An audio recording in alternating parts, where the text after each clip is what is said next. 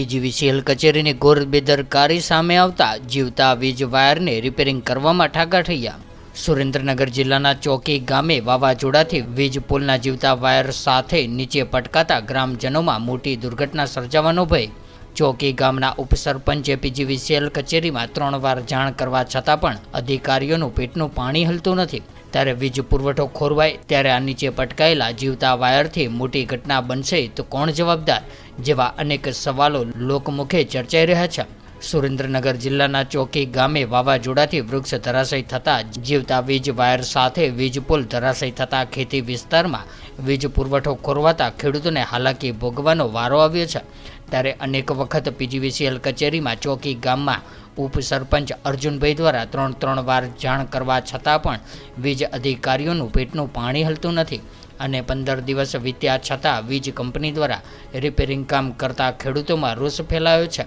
અને નીચે પટકાયેલા જીવતા વીજ વાયરથી કોઈ પણ મોટી દુર્ઘટના સર્જાશે તો કોણ જવાબદાર જેવા અનેક સવાલો ઉઠવા પામ્યા છે અને વૃક્ષ ધરાશયી થવાની ઘટનાથી વીજ પુરવઠો ખોરવાતા ખેડૂતોને સિંચાઈ કરવામાં મુશ્કેલી પડતા ખેતરોમાં ઉગાવેલો ઊભો મોલ હાલ સુકાઈ જવાની ભીતિ સેવાઈ રહી છે। લીંબડી તાલુકાના ચોકી ગામમાં હમણાં જ વાવાઝોડા સાથે થોડો વરસાદ થયો હતો। તે સમયે નિલેશભાઈ મેટલિયાની વાડી કે જે ચોકી અને ખાંભલાવ ગામના સીમાડે આવેલી છે ત્યારે તેમાં વાવાઝોડાને કારણે લીંબડીનું ઝાડ વીજ કંપનીના તાર ઉપરથી પડવાથી વીજ તાર જમીન સાથે નીચે પડેલા હતા જેની જાણ ચોકી ગામના ઉપસરપંચ અર્જુનભાઈ ભડિયાદરાને થતાં જ કોઈ અનિચ્છનીય બનાવ ન બને તે માટે તેઓએ 3 વાર પીજીવીસીએલ કચેરીમાં કમ્પ્લેન કરી હતી પરંતુ આજ દિન સુધી પીજીવીસીએલ કચેરીએ આ કામ સરખું કરવાનો સમય મળ્યો નથી અને આવા બનાવને પગલે બાજુના ખેતરનો વીજ પુરવઠો પણ ખોરવાઈ ગયો છે અને ખેડૂતોને સિંચાઈ કરવામાં પણ ખૂબ જ ભારે તકલીફ પડી રહી છે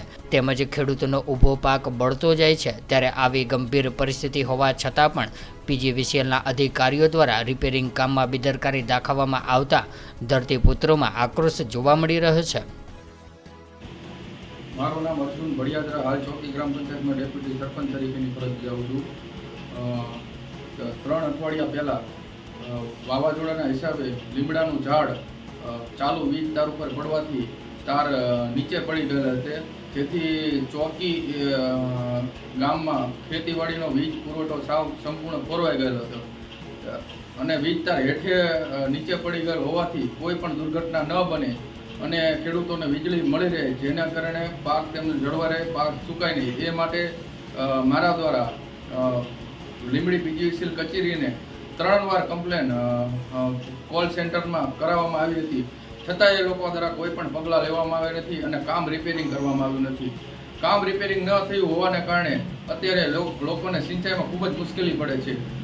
લોકોના ઊભા પાક સુકાઈ રહ્યા છે અને હાલ પણ તે તાર અત્યારે નીચે જમીન ઉપર ચાલુ લાઈવ હોવાથી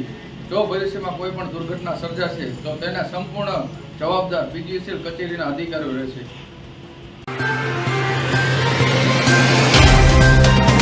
तो व्हाट्सएप, ट्विटर, फेसबुक, इंस्टा जहाँ भी आपका अकाउंट है इसे शेयर बटन के द्वारा वहाँ पर शेयर करें।